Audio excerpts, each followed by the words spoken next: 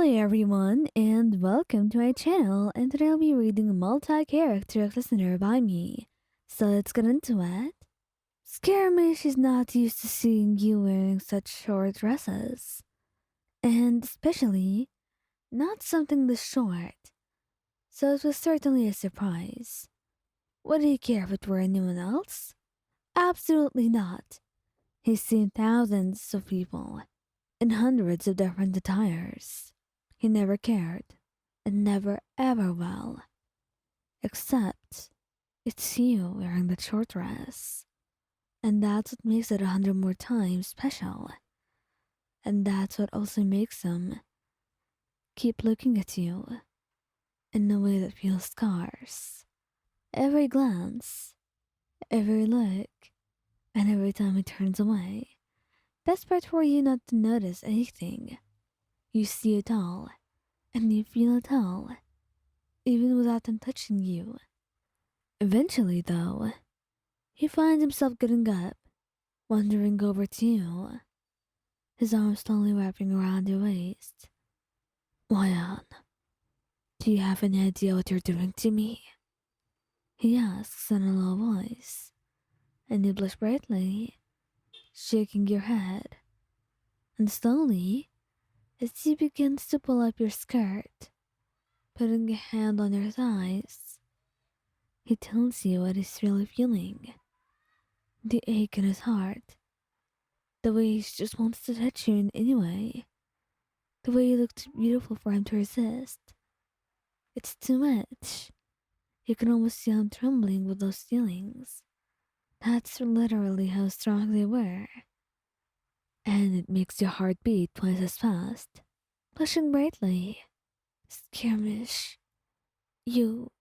Are you really serious about everything you're saying right now?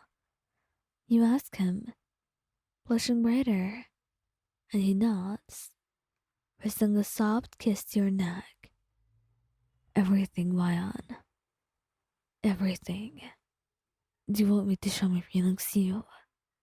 Is that it? Should I prove them? He asks, a bit more daring than usual, and you're more than happy to nod, giving him a chance, and yourself as well, since you missed him very much. Venti? Venti actually feels like it's been a while since he's seen you wearing something like that.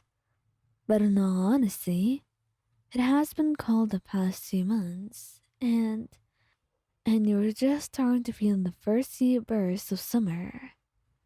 So, you wanted to take that opportunity to put something cute on and wear that dress, and oh, was Venti delighted to see you in it.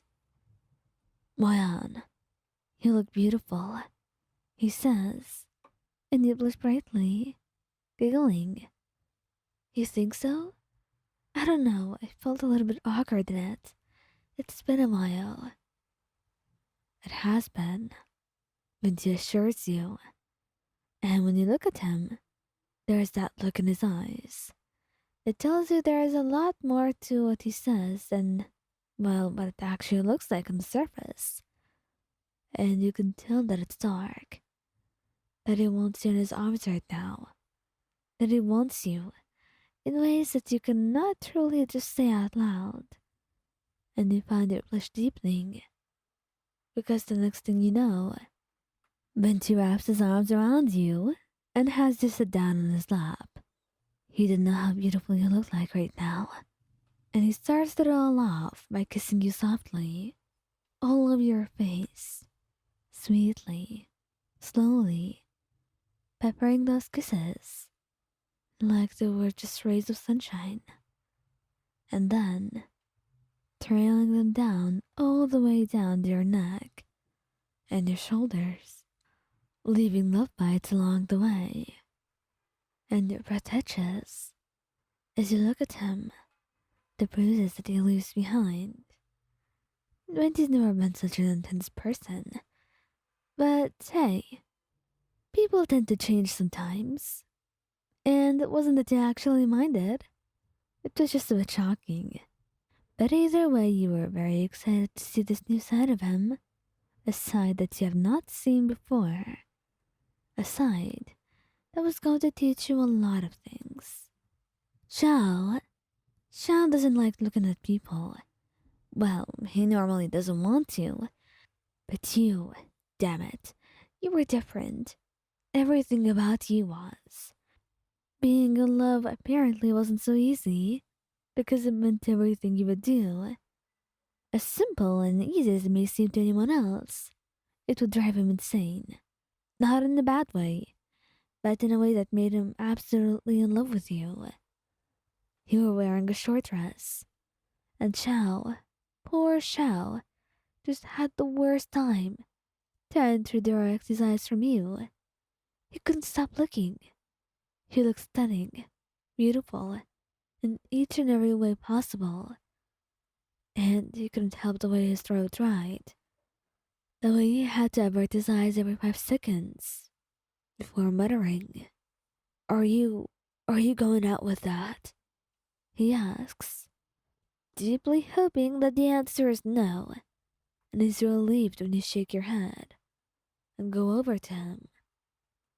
And he just can't hold back anymore.